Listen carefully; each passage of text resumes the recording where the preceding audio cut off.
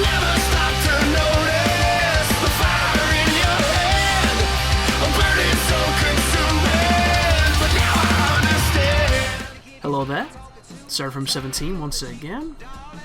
This is my Tony Hawk's Pro Skater 5 all 6 score walkthrough.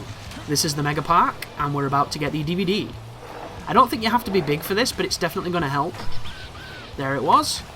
And then we're going to go for the VHS. The VHS needs you to go underground, so pick up the power up to go big, do the triangle ground slam on that opening, and then come over here, do a wall ride, get on the pipe, and then just follow this round, and you'll get the hidden VHS in the little fountain there of waterfall from the pipe. Then we have Skate. So, Skate is always pretty fun, because it's generally in some kind of line that's been designed, and even though this is the weakest design of any Tony Hawk I've played, there are still moments where it shines, and I think the combo is one of the ones that does shine, because they always have them on a pretty fun path, and none of them are... You never get to a combo and you think, good god, I'm not going to be able to do this because it's too convoluted. They all seem to be very natural, very flow-based, very cool, and not much of this game is, so it's really fun seeing those moments because it makes you wonder what it could have been like if the entire game was those moments. It is not. But here are the pizza boxes. I had issue finding some of them, so you're going to see a lot of crossfades between this stuff, or, well, fades to black actually. But there's 8 of them. They're spaced around this place. They're not difficult to find, it's just when you have one left you can skate around like a tool for 20 minutes and not realise it was super obvious where it was. So it just mitigates the need for you to see me doing needless things. But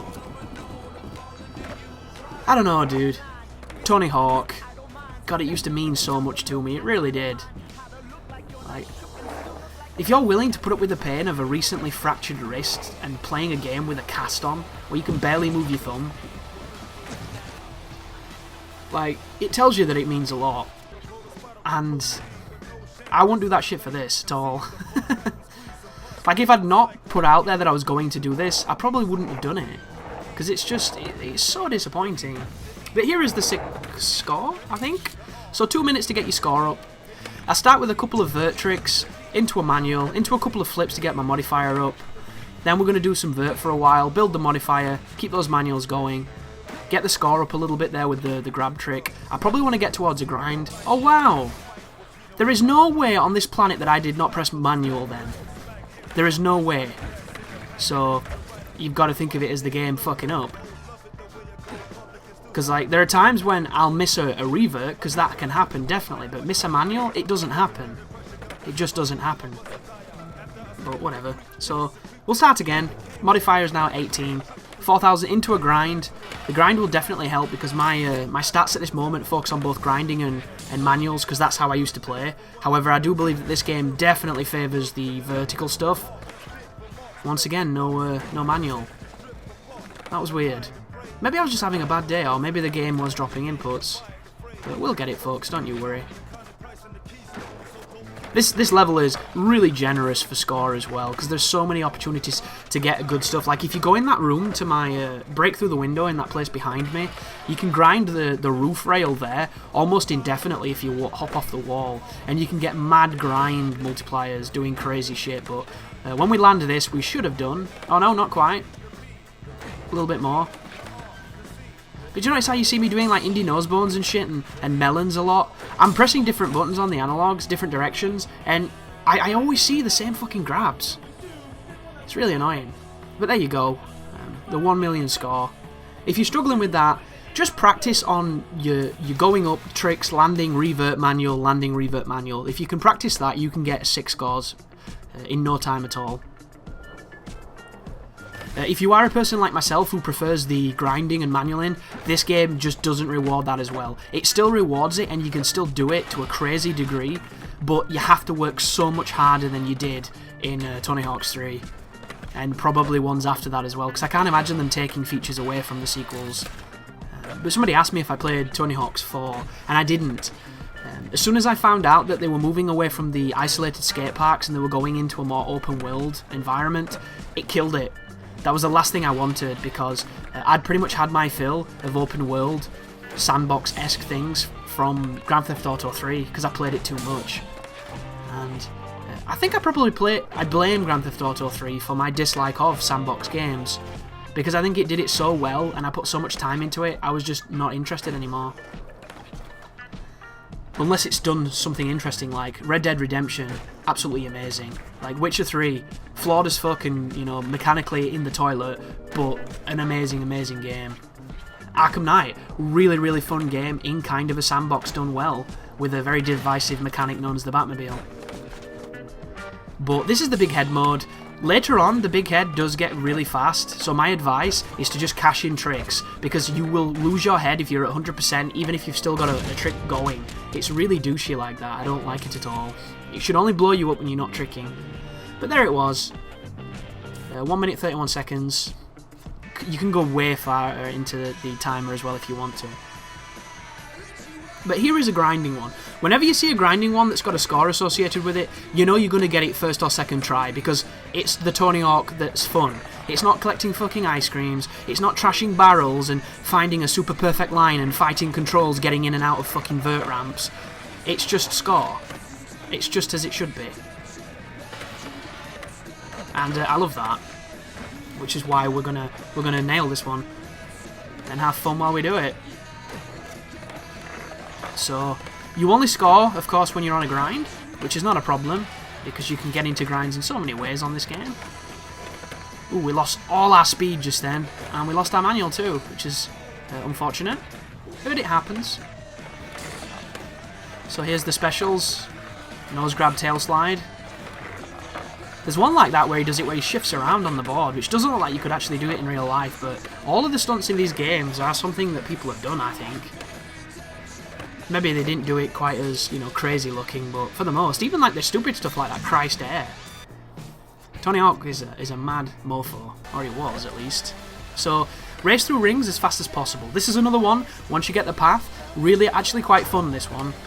It's just, if you fall off a rail because the game's a piece of shit, or if you end up doing something where you don't jump right, or you don't get enough height on this moment, because it can happen, you can completely undershoot your launch, and it just kills the momentum. So if you drop off this at any point, just reset. Like, that's what you should be doing on all of the ones that are timed. Every single timed objective that's not a score, that's something that can be achieved via just being, you know, decent at Tony Hawk, you have to retry, because the 6 scores are way too strict for most. Like, you'll just not get them. Like, you want to always, once you get one in the air, be pressing the triangle to come down faster. You want to always be mashing the right trigger to move quicker on a straight. Do every single trick you've got, because look at that, I barely got it. Barely got it. And admittedly, I wasn't as quick as I could have been there, but I was still pretty quick. So this is another misleading one. If you can get 100,000 off doing a single air trick, you're a better player than I am. It just doesn't work that way. What you have to do here is you have to land on a rail, and then you have to do a bunch of grinding, and then lead it into a bunch of other stuff, because it's the only way you're going to score that high. Like, there's no way you're going to get that many points off a single vert trick. It doesn't work that way. So all I'm doing here is trying to get onto this rail. And as soon as I'm on here, I've got it. Because then I go up onto the wall, I get onto this, and then this will lead me around the entire level, and it's just free money. Like, you could go forever, and you can get a super ridiculous score, but that's not necessary. But the thing I don't like is the dishonesty. It's telling people that they have to go down this big ramp, jump off it, and get a big score. And it's not how it works. You will never get the score by doing that. You just won't. Like, even with moon physics and max statistics with a special, doing the highest scoring special, spinning 1,000,000 times, I don't think you can physically get 300,000 points in a single jump. I just don't think it exists. So you have to do that, and I think it's really subversive.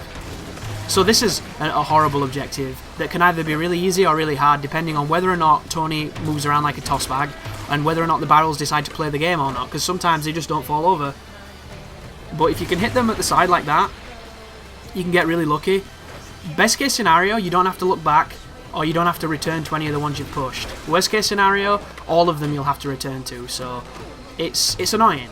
But it's totally doable, and once you do it, you'll probably think, well, it was kind of easy, I guess, but this one took me about 20 goes, because the barrels just do not fall where you want them to, and the amount of times you're going to fight the controls because making micro movements on a skateboard is just doesn't work.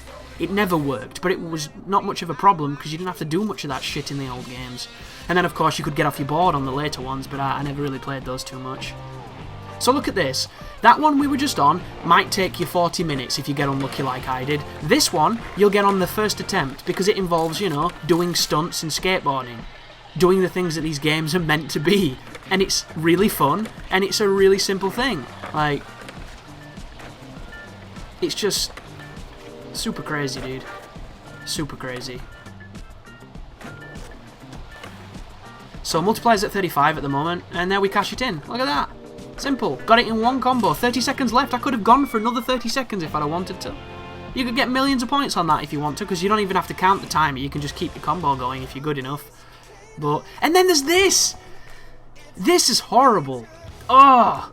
This must have took me like 40 minutes as well, because to get a path and not make a stupid mistake or grind the wrong thing or do a bad jump or jump in a direction that's not quite good enough, like the amount of opportunities to fuck up is what makes these ones really tricky. But the path I'm going to show you is not the path that I would have liked, but it's the path that I ended up using because it's just all I could do, dude. Like, finding a path on these missions is the hardest part. Once you get one that you know is going to be fast and you can do it, then it becomes really simple, but learning the path and you know, forging your own, really tricky stuff.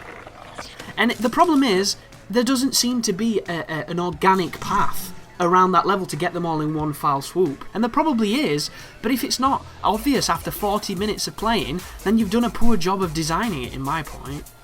Like, I just don't think they're any good then. Compared to the rings, and compared to the dual ones where you have to manual and things, those ones are just a fucking nightmare. So, once again, Tony says 100% RNG. If you get Tony being a douchebag and asking you to do specials and axle stalls and bullshit, then you might never do it.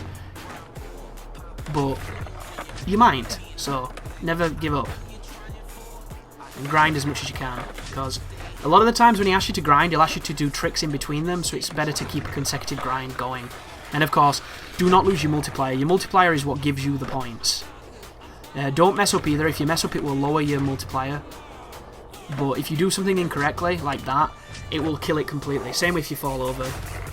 But, you know, we've got a bit of dubstep going, so we'll be fine. Multiplyer's getting really high now. We're getting all those points. Very close to getting the 6 score.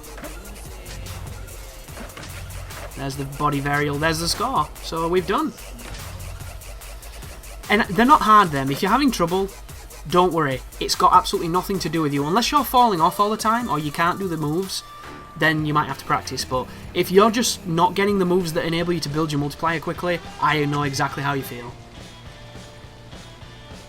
So the Valve Vindicator, this is another tricky one, because there are moments where when you grind on these pipes, it doesn't bust the valve. I don't know if it's a glitch, I don't know if it's just me having bad luck, but I had several attempts where it was a perfect run, and one of them was left somewhere, because the game had just not counted it.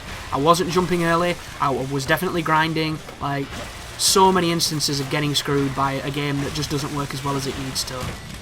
But there is a path, and you can be very successful, as you just saw, and that is the end of Megapark, which is one of the trickier levels, but not too bad at all. So thank you very much for watching, good luck with this broken game, and you take care now.